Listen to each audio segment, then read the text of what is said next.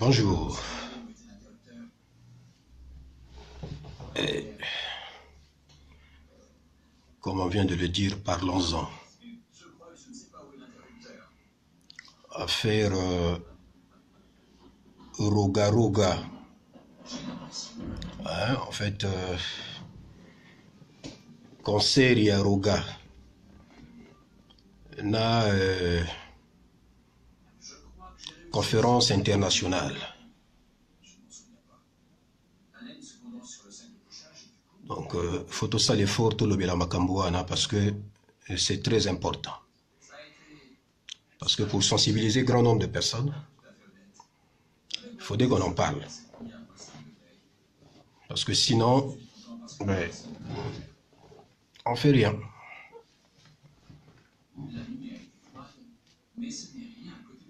Donc, les Kamboya-Roga, et que Miko Sala Lokola est divisé diaspora. Et ça n'a pas tout. Excusez-moi. Balingi va comprendre qu'à travers Roga, concert Wana et Gozaloko la victoire pour la bataille politique. Et Gozaloko la victoire pour Nani. Parce que ceux qui concert ya Roga et Salami Napoto, et les gagnent bien, sont une coco sur Ezala. Ezali défaite, il y a lutte, et puis victoire, il y a pouvoir, il y a régime sauvage et sanguinaire, il y a Denis Sassou Nguesso. Tolingi to kota na mozindo ya makambo ete poto loba ke financement na yewana ezo uta wapi. Ben ce qui est sûr, na lingi na attirer attention ya bandeko nanga ba congolais, hein? Ba na tofana na poto. Ke lelo biso batuto na poto. Par tous les moyens, ceux qui te koki ko sanctionner pouvoir wana te na ba occasion ya boye. Que non collabo moko asala na gouvernement wana de toutes les façons wana ici yebani ya pour le Karoga. Donc mototo aye bien. Donc ceux qui te koki ko sanctionner Rogate pour une occasion oyo. Donc ça lango lisusu mo colonie. Ou bien biso détermination na biso est-ce que vous allez lisusu crédible. Donc to comme ça champ d'activité na biso parce que la diaspora donc dans toute l'Union européenne c'est là où la lutte est basée, dans toute l'Union européenne. Ben, c'est vrai qu'il y a aussi dans le pays d'Afrique, là où voilà, la diaspora congolaise s'y trouve. Mais parlons d'abord de l'Union européenne. La diaspora est très concentrée, la diaspora congolaise est très concentrée dans l'espace de l'Union européenne. Bon, il y a sans s'inquiéter de rien. Et tout tikaye abeta concert na biso to la ba pongi na biso. Mais ekozala koboma lutte. Donc wana malamoko lutte ezali susu na tina na ngote. Moto wana alobaki Jean-François Ndenge non coupable. Une personne publique qui arrive à ce point, ya kokota makambo ya bato wana, alors ayebi que peuple azo sepela na likambo wana te, bato bakufi mingi pour na likambo wana, et que lelo biso ba oyo tolobaka tozala na lutte tomenaka lutte contre le pouvoir wana tozala lisusu pile ou face.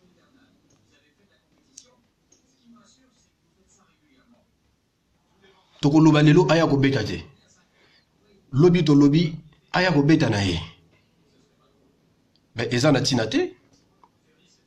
Donc finalement on ne sait pas ce que l'on veut.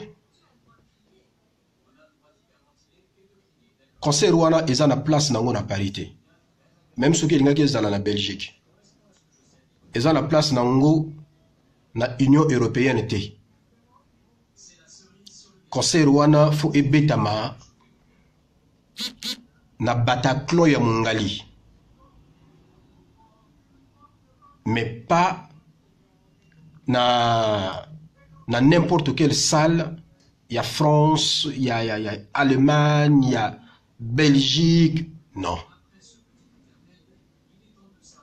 De toutes les façons. Ezali kamoko bot beta mutote. Ezali ga li kamoko loba vérité. Keba wana bazo ko changer bizalili. Ça dit bazo changer position, hein? Ceux-là qui changent leur fusil de pôle. Les lots bakozala bato ya lutte, bakomi lobby bakomi bato ya ko soutenir le pouvoir na ndenge na bango. De toutes les façons, dans chaque lutte, il y a des traites. La traîtrise, allais-je dire, dans la lutte, ça ne date pas d'aujourd'hui. Dans la lutte est belé à makasi les gars, traîtrise et zala nango kaka. Mais wana eko surprendre bisoté. Poto ezali ya mototé. Poto ezali ya moto nyonso. Donc ezali mboka ya droit, mboka ya loi. Soki bato ba telemi kaka même 40 personnes. Je dis bien 40. Devant salle ya Montreuil. Naba makambo ezo legaka na poto awa. Concert wana egozalati. Concert wana egozalati. Donc eza problème ya muscle te. Ezali problème ya ki pombate. On a mais parfois nous parce que nous sommes musculés, ba poni biso poto lobela, tout ça la promotion ya concert yo po ya koyemba. Tout ça c'est nul et non avenu. De toutes les façons, moto wana zalana ba conviction ya ko bundela mboka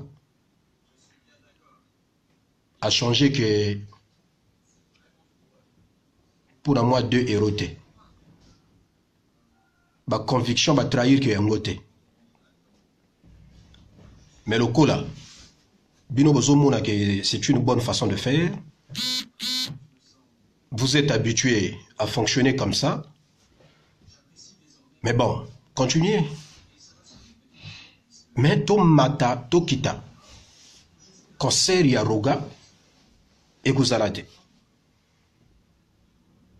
Concert ya roga et vous simbate. Kaka 40 personnes dans le lobby, 40 personnes ya pamba, même 35 personnes. Ba telemi devant ça ya Montreuil. Na ba makambo ezo liga na poto. O ebiso tuto yebi. Préfet a kondimate concert wana ezala. Donc, nayebi que grand nombre ezali déterminé. Nazo doit message ebele. Ya bato bafanda musika. Ba Bretagne, ba Bordeaux, enfin, hein, ba ville ya moi musika wana. Ba lobby que bango pe ba kozala mokolo wana. Donc ya ko bang ezate. Yango ne na lingi na loba bandeko na ngai. Bo excusez-moi. Ba wana bazo kende ko sombaka ba ticket ya roga. Mes excuses. Ba wana bazo kende ko sombaka ba ticket pona ba kende ko tala conseil ya roga. Te bobomba mbongo na bino. Parce que quand il y a héritier, il fallait payer Sabino Mayele. Bato basisui basombaki ba ticket. Héritier asalaki kutu na balance. Bato basombi ba ticket. Héritier asali kutu na balance. Nakati ya Olympia. mais concert et simbagité. Mais est-ce que Batowana après Bazalaki remboursé? Point d'interrogation. Mais je sais que nous sommes en France, le remboursement est possible. Baliaka, mbongo ya motote. Nga soki olobi na nga ndeko, kezali motema mabe. Hein, le kolo uchi okoma, na yebi ke ozali fervent défenseur, non seulement ya Roga, mais ozali pe fervent défenseur ya Denis Sassou Nguesso. Mais, na yebi ke kati na yo, trésor mopao na tangi komona. Soki, hein, vous permettez une expression, sinon appellatif yo. Soki ki congolité, et ça la ka penza na kati ya motema na yo. Ndeko, sosola, oyiba ke mboka, eza mabe, bato wana ba échoué na nyonso, bakoki ko imposer biso lisusu rythme mosusu te, wana biso toko ndima. Donc ezali motema mabe te ndeko. Ngana roga personnel mona yebi ete to na problème te.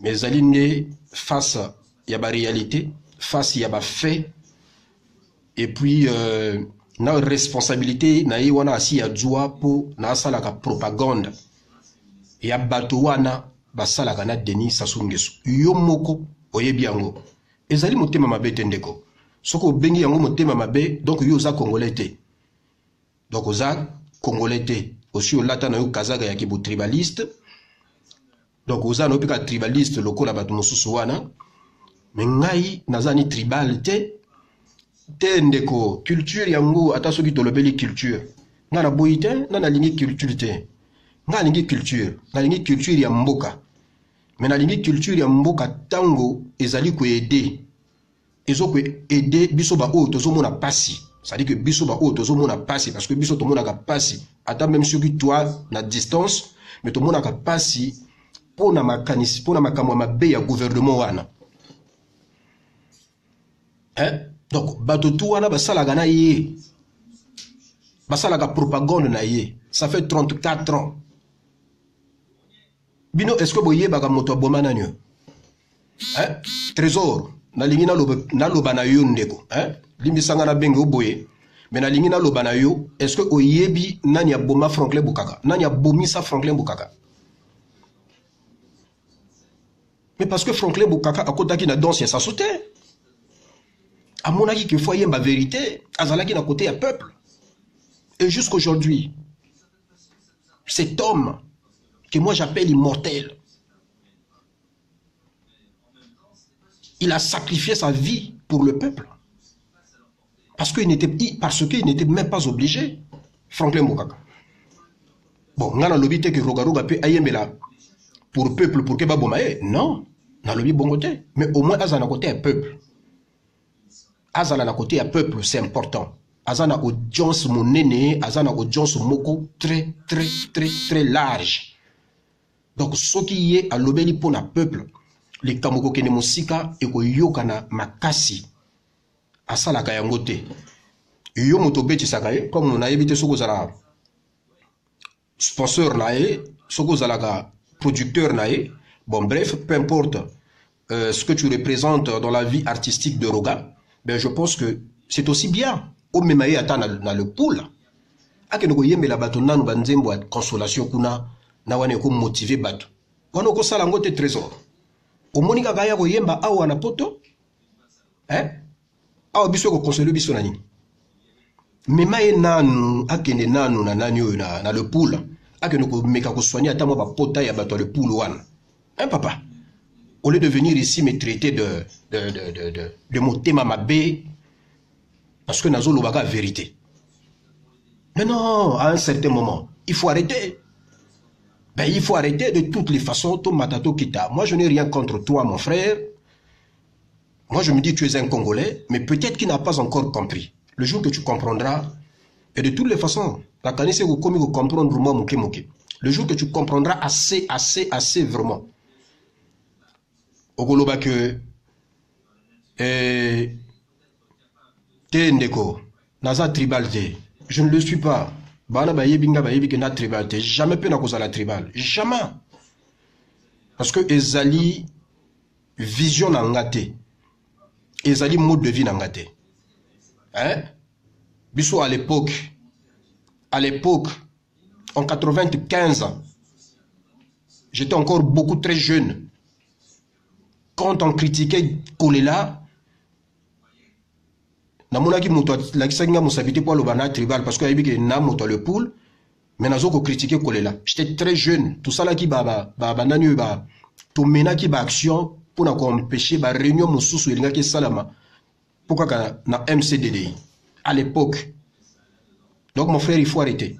Ki bo tribal wana orienté en gros vraiment la destination wana adéquate nangate. Ki bo tribal wana ozo pesanga gratuitement. Non. Je ne suis pas, en fait, ma personne n'est pas une destination adéquate. N'appellatif na yohan, yabo tribal.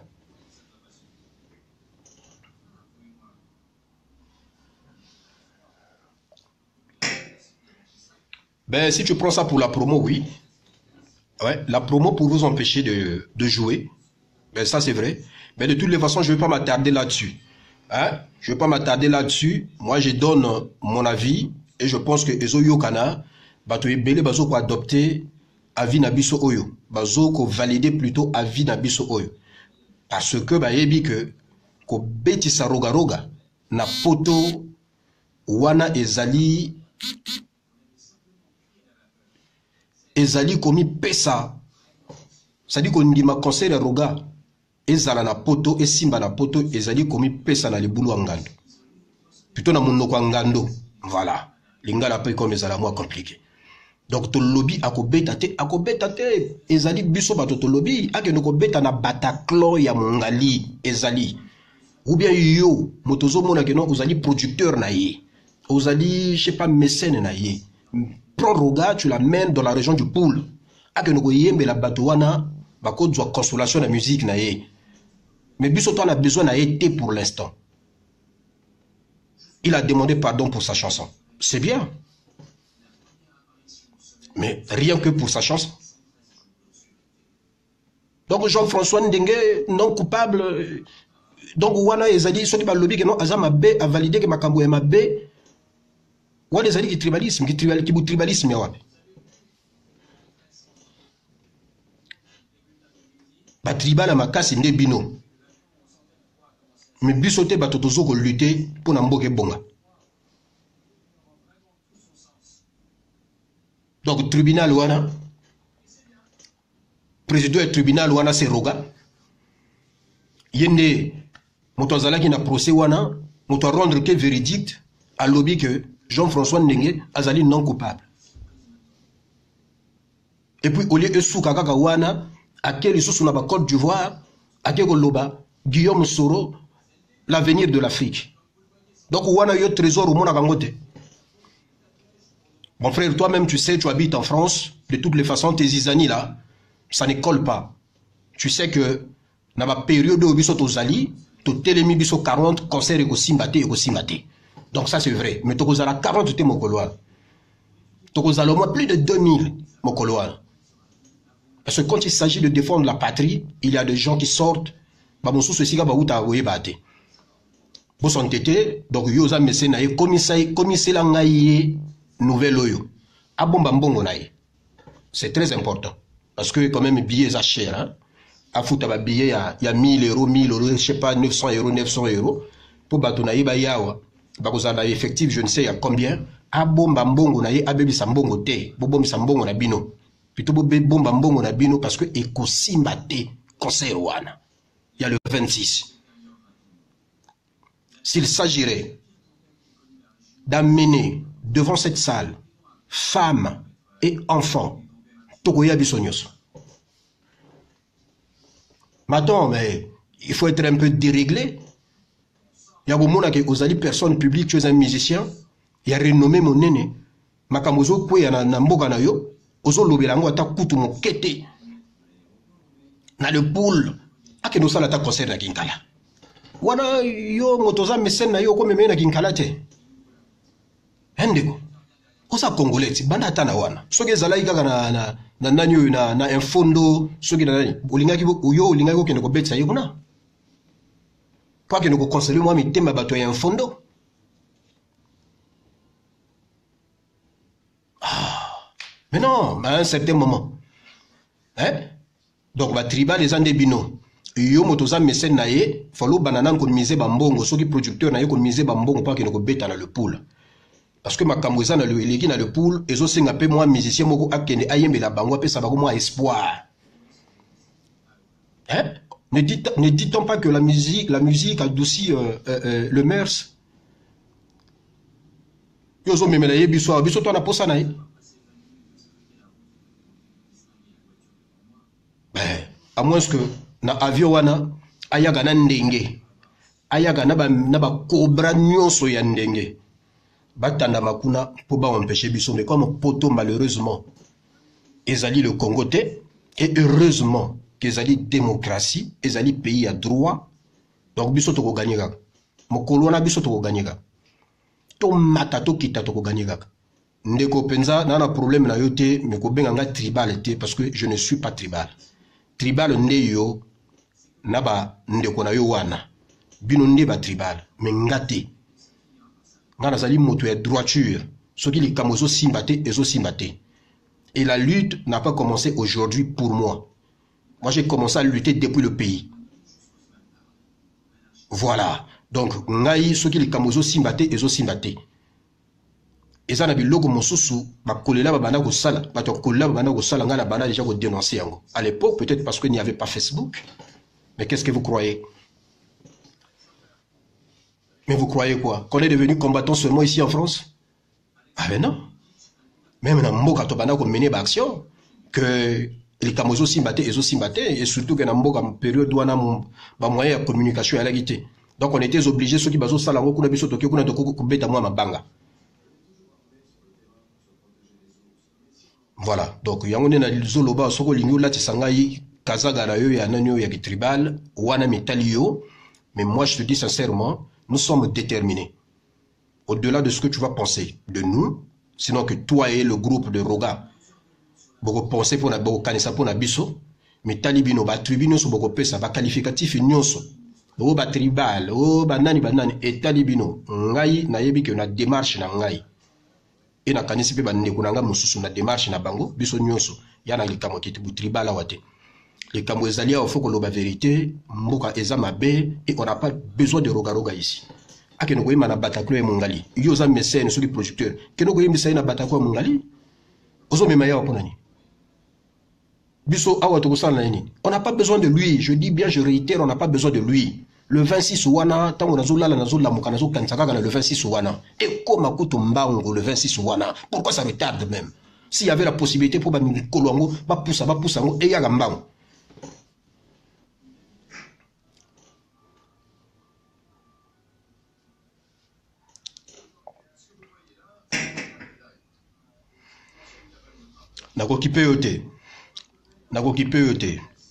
C'est vrai mon frère Bram Mandela, je ne le calcule même pas. Je ne lui enlève pas sa nationalité parce que moi je n'ai pas ce droit-là.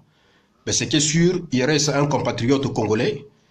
Mais de l'autre côté, voilà, Azali congolais à côté obscur. Donc wana etali kakaye. Roga akoyemba te. Ezali likambo tribalisme te akoyemba te. Moi dans toute ma vie, je n'ai jamais été tribal. Et ça ne m'a jamais effleuré. Voilà. Moi je suis dans la droiture. Moi je ne fais pas l'amalgame de choses. J'appelle blanc blanc, j'appelle noir noir. Aujourd'hui face à ce régime, kaka lutte ndé motoko bigisa biso. Alors bongo biso soki to bébé si luto soki to komi ko ndima bato wana baza bien te basala ka propagande ya Denis Sassou Nguesso ba côté la biso na base ya lutte o ezali base ya lutte na Europe tout base ya lutte eza na France. Donc to ko ndima te base ya lutte eza la suie eza la sali jamais eza la galvaudé jamais.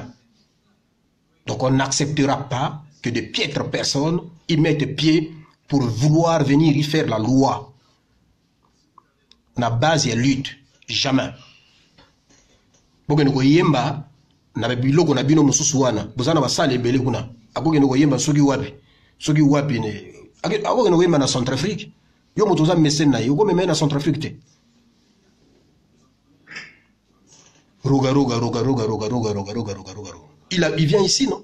Il vient ici, yo motoza mécène na yo. Pour na nini yo salaki tango yo lobaki tango yo monaki ke makambo wana ya salaka parce que vous constatez que makambo ya salaki ezalaki mabe na nzembo bokomi na mboka ake osinga pardon mais azalaki awa abana kotambola mais yo pona nini promotaki yete aluka sala wa a invité diaspora et yaka pour senga bolimbe si devant diaspora wana d'abord c'est pour la chanson mais parce que ceux qui na lobi ndenge wana na occasion wana diaspora pe linga qui profiter pour le banaye ba osengi pardon na nzembo ça va bongo siko na Jean-François Ndenge non coupable lobi nini c'est ça le problème.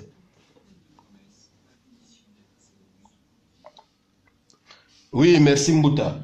Vraiment dans le droit chemin. Très sincèrement, on ne va pas céder. On ne va pas céder. Et ça, parce que ça la vidéo, mais bazali déterminé, ceux qui n'ont la question, message nga nazo yambawa, détermination oyo wapi balobi tokoya. Mokolo wana ekosimba te tokozali belé. Tango yawa na yawa pour se pavaner. Bomona basimba gae. Bomo biso to tribal ndengeni. Aya gane na poto. Basimba gae tanto ko simbe pona ni. Asa ndengo congolais aye na poto.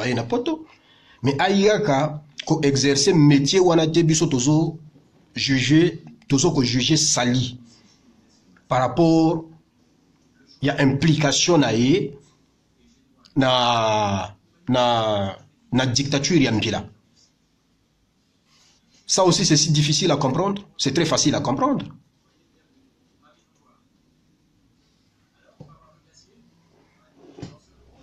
Bamataboy, oh non, faut aya yemba, bamataboy.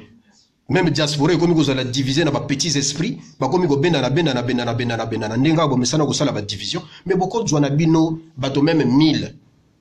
Ba wana lelo lobi babana ko lobela non asasu, na non aroga et ko ba komi ko loba lelo oui na sasu na oui na roga. Conseil ko zalate.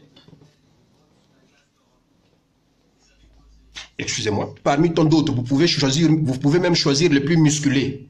Au moins que nous bango musclé wana bozo dzwa et tout ça pour te conseiller simba. Boko musclé ko sala ndengeni. Biso to yito telemi to lobi conseiller ko sala te musclé ko sala ndengeni. Maintenant faut arrêter. Poto ezali mboka musclé te.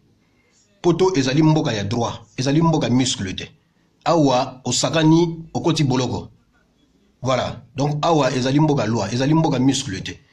Donc pour moi oyo ngamo na yebi devoir na ngana ba droit na ngana mboka oyo donc ba muscle wana eza na ngona tinade donc na kati ya lutte soki bolingi boko sa division wana bozo kende ko ponaka soki bato soki nini yango ne na lobby si c'est possible boko rompre atra même 1000 musclés na kati ya lutte mais conseil wana ko zalate bobongo la bango ba cobra ya poto comme ça mokolo wana ba sala sale boulot wana ndenga salaka pona roga ayemba.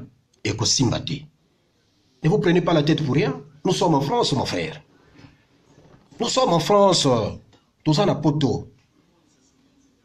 Oyo ezali kuri ya roi petote. Lokola bomesana ko sala na mboga wana. Hein? Mboga wana. Chez les kiki, les kaka, les coco, les toutou, les coco, les pipi. Je sais pas ici.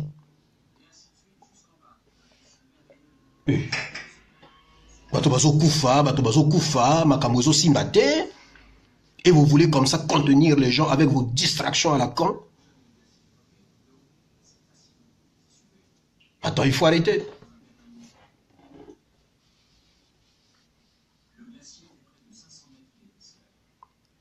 Ne perdez pas le temps pour rien.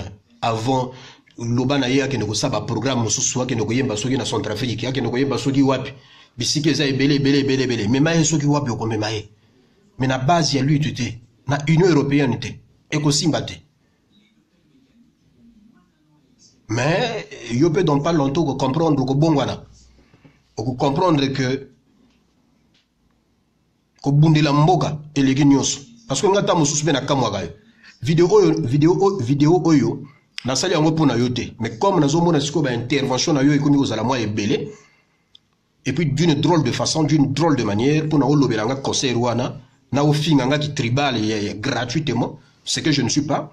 C'est-à-dire que je ne me reconnais même pas dans ce qualificatif de tribal, parce que je ne le suis pas. Mais comme toi tu le veux, tu veux me coller cette étiquette. Nazo lobana boy.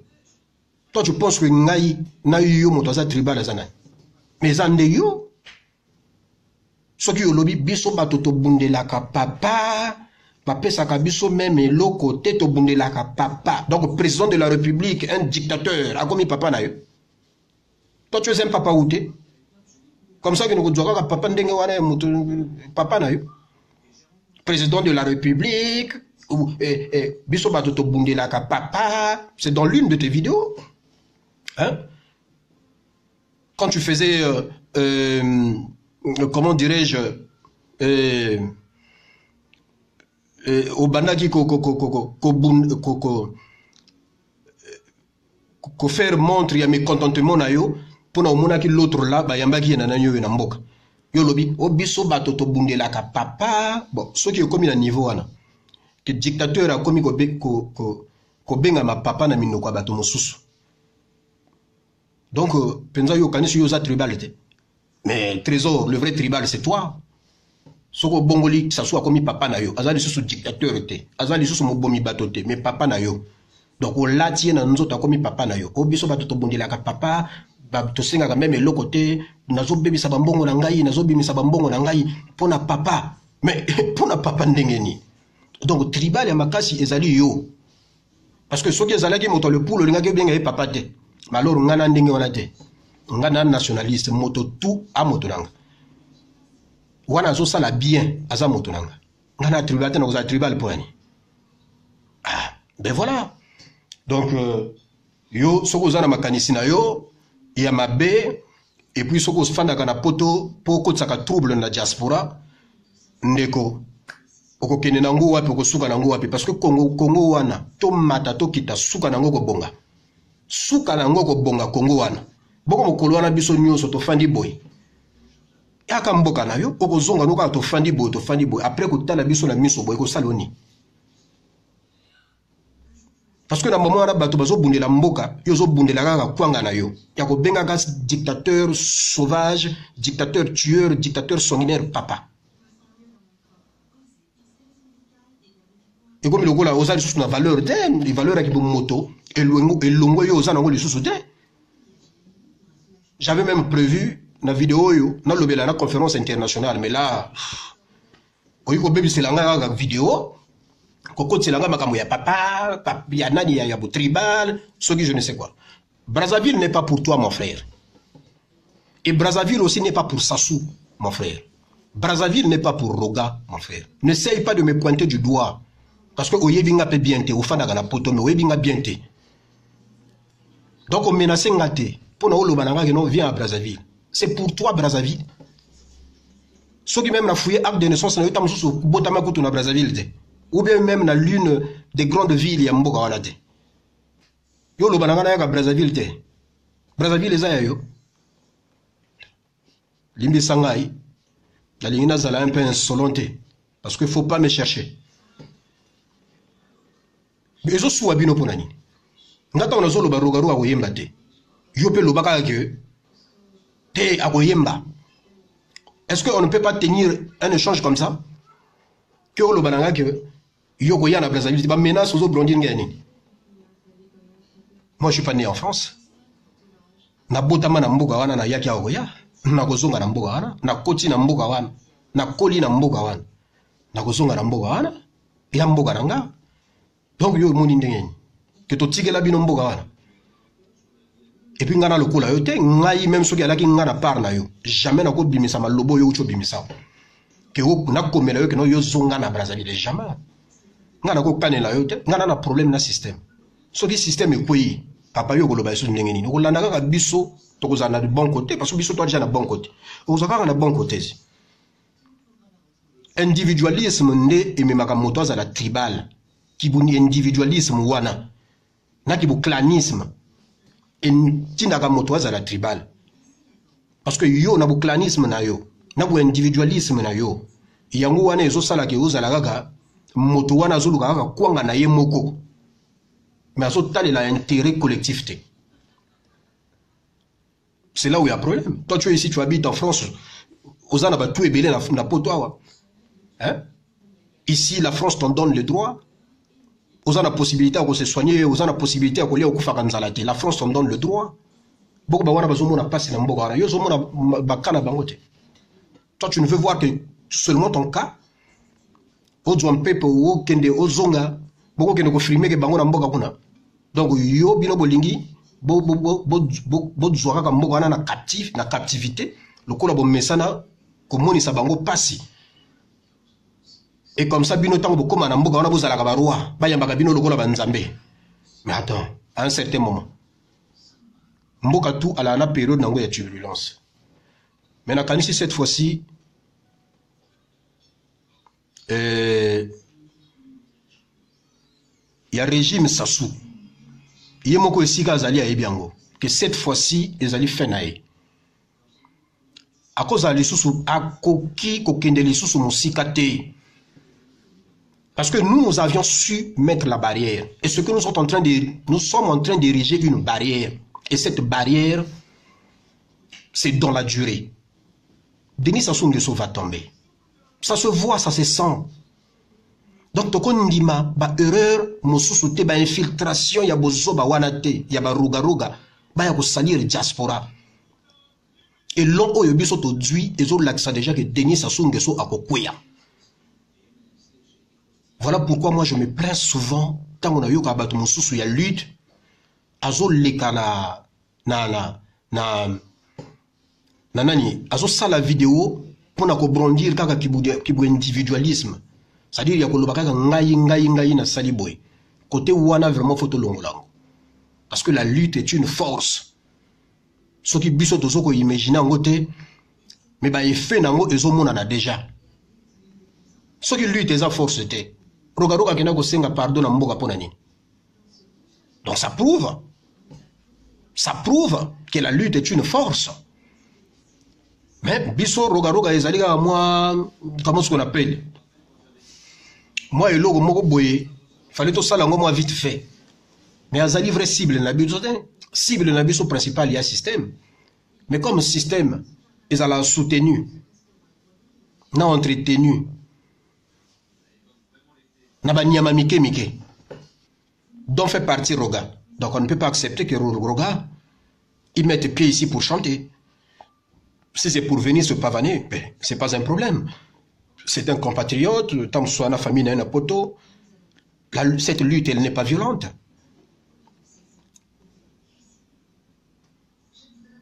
Mais c'est une lutte de dénonciation. Voilà, c'est une lutte de dénonciation. J'y arrive. Ce n'est pas une lutte violente. À moins qu'il y ait Abandabiso. Ndenge alinga kutsa mwa ba division aluka mwa bato donc na yo mesene na ye ndenge bolingo kutsa division bozwaka bato bosala so ndenge nini ba confrontation wana na niveau wana soki boluki biso wana ya problème mosusu. Mais sinon en temps normal ce n'est pas une lutte violente et nous profitons de cette liberté d'expression pour pouvoir dénoncer les choses, ce qui ne marche pas, et c'est ce que l'on fait depuis toujours, et je pense que les autres ko apporter ba fruit nango. Rogaroga akoya ko yemba te pona kibu tribalisme te. Rogaroga akoya ko yemba te po na implication na ye na régime wana sanguinaire, sauvage et totalitaire.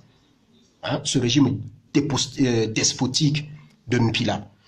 Donc, vu que Azali bien impliqué dans le régime wana, tolobi akoya ko yemba te, et ça c'est clair et net. Bongo bino bolingi to sala biso to sala ni.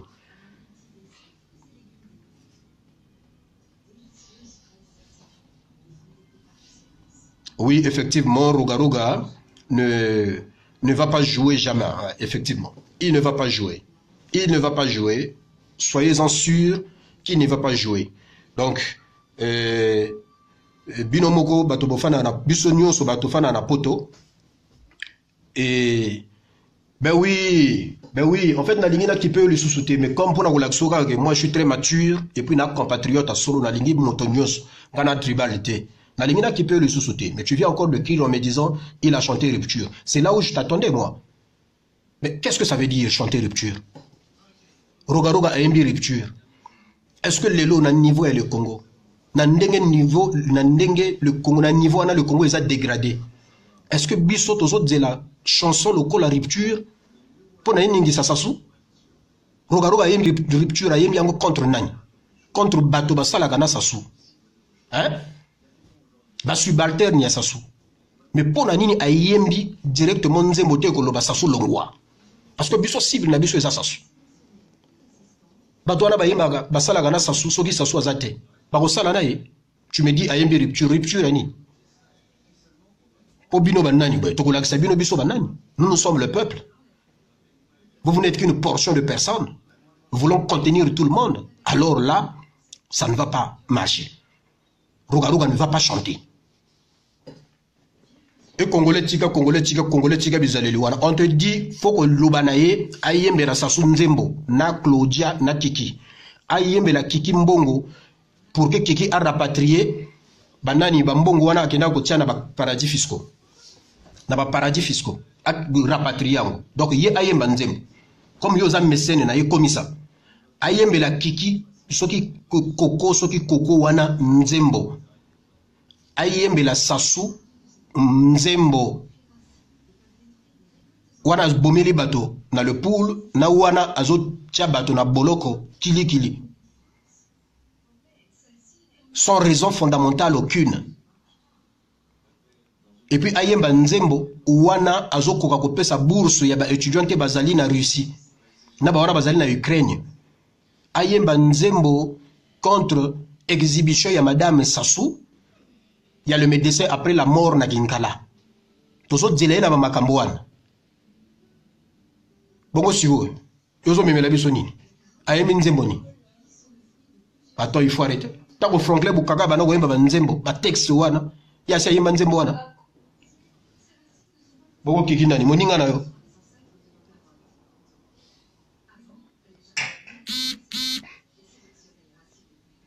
Donc de toutes les façons, vraiment merci pour tous ceux et celles qui ont resté scotchés. C'est encore un grand plaisir parce qu'on ne le fait pas ça pour nous.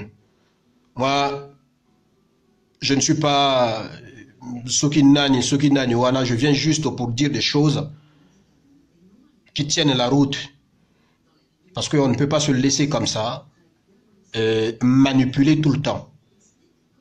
On a beaucoup souffert. On souffre encore aujourd'hui. Et moi, je pense que c'est le moment où jamais de se faire utile pour son pays. Dire au moins quelque chose, dénoncer le méfait, et puis, quand il le faut, empêcher le mauvais esprit de s'infiltrer dans cette lutte qui nous est très chère. Parce que c'est ça, et c'est la vérité. Et pour le reste, ce n'est que poussière, c'est zéro. Ensemble,